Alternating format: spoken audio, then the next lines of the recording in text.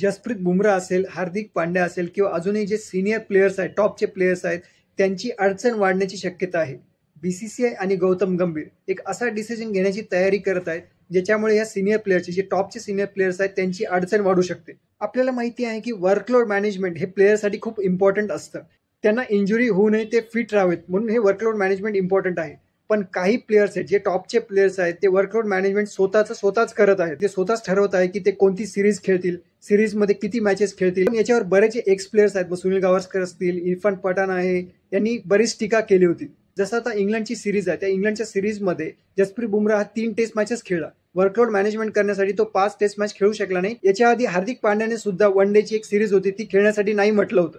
आणि याच्यावरच बऱ्याच एक्स प्लेयर्सनी टीका केली होती. त्यांचं म्हणणं होतं की वर्कलोड मॅनेजमेंट हे बीसीसीआयने केलं पाहिजे, सिलेक्टर्सने केलं पाहिजे.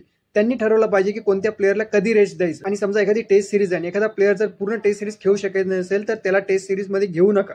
आणि त्याच्यामुळेच आता गौतम गंभीर आणि बीसीसीआय यांनी डिसिजन घेतलेलं आहे की जी वर्कलोड मॅनेजमेंट असेल ते आता सिलेक्टर्स करतील, बीसीसीआयची टीम करेल. प्लेयर स्वतः ठरवू शकणार नाही की कोणती सिरीज खेळायची, कोणती मॅच खेळायची, कोणती नाही खेळायची. जर एखाद्या सिरीजमधल्या सगळ्याच्या सगळ्या मॅचेस खेळण्यासाठी जर प्लेयर फिट नसेल तर बहुतेक त्या प्लेयरला त्या सिरीजमध्ये घेतलं सुद्धा जाणार नाही. गौतम गंभीर आणि बीसीसीआय एक हार्ड डिसिजन, एक कठोर निर्णय घेण्याच्या तयारीत आहेत. मित्रांनो, तुम्हाला काय वाटतं, हे जे डिसिजन बीसीसीआय कडून घेतलं जाणार आहे किंवा गौतम गंभीर कडून घेतला जाणार आहे तो बरोबर आहे की नाही?